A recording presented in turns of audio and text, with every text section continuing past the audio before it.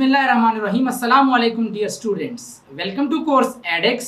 मैं हूं आपका इंस्ट्रक्टर मोहम्मद सलमान और आज हम reference operator and dereference operator के बारे में पढ़ेंगे। अच्छा, reference operator pointer are used to store the memory address of a variable.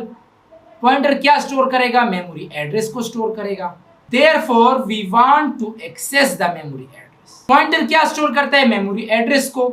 उसी मेमोरी एड्रेस को अगर हम एक्सेस करना चाहते हैं या we assign the address of variable to pointer, तो हम क्या करेंगे? एक स्पेशल टाइप ऑफ ऑपरेटर को इस्तेमाल करेंगे जिसको एड्रेस ऑफ ऑपरेटर कहा जाता है, जिसको एम्परसेंड सिंबल के जरिए डिनोट किया जाता है। वो रेफरेंस ऑपरेटर कहलाता है। मिसाल के तौर पे मैंने लिखा है float x is equal to 15.5 और इस x को मैंने डिस्प्ले किया, या मैं सी आउट एम्परसेंड एक्सपी लिख सकता हूं। वैल्यू डिस्प्ले करेगा, ये दूसरा एड्रेस करेगा। पहला सी आउट आपके लिए जो रिजल्ट देगा वो 15.5 देगा, जबकि दूसरा आपको उस x का एड्रेस देगा। अब डी रेफरेंस ऑपरेटर क्या है? डी रेफरेंस ऑपरेटर इस्तेमाल होता है दो पर्पस के लिए। जब हम एक पॉइंटर को डिक्लेयर करते हैं उस वक्त, दूसरा जब हम उसी पॉइंटर में जो वैल्यू पड़ा है वो वैल्यू निकलवाना चाहते हैं। So pointer are used to store the address of another variable if you want to store the value of that variable through pointer.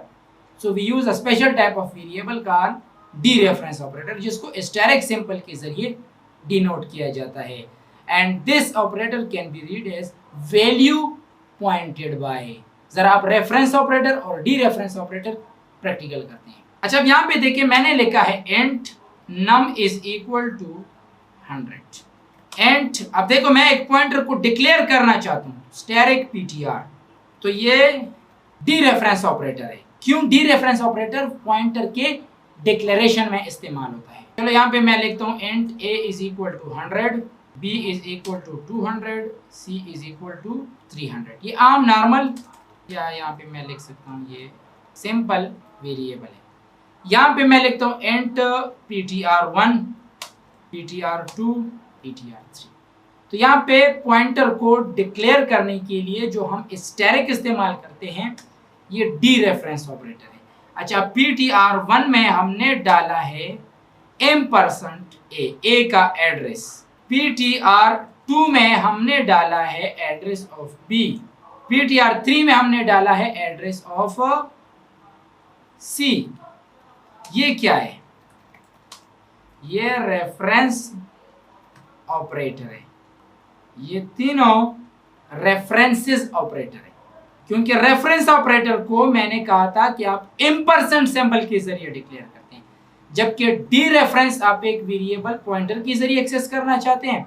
और अब मुझे ए की वैल्यू चाहिए, तो मैं सिंपल ऐसी भी प्रिंट कर सकता हूं, लेकिन ना, मैं पॉइंटर की से, तो पॉइंटर के जरिए जब आप करोगे तो आप लिखोगे स्टैटिक ए।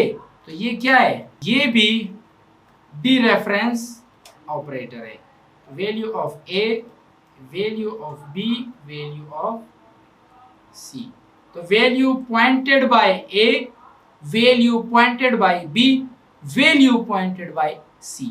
तो ए, अब देखें जरा यहाँ पे देखें, यहाँ पे मैं लिखूंगा ptr1, ptr2, ptr3, value pointed bye ptr1।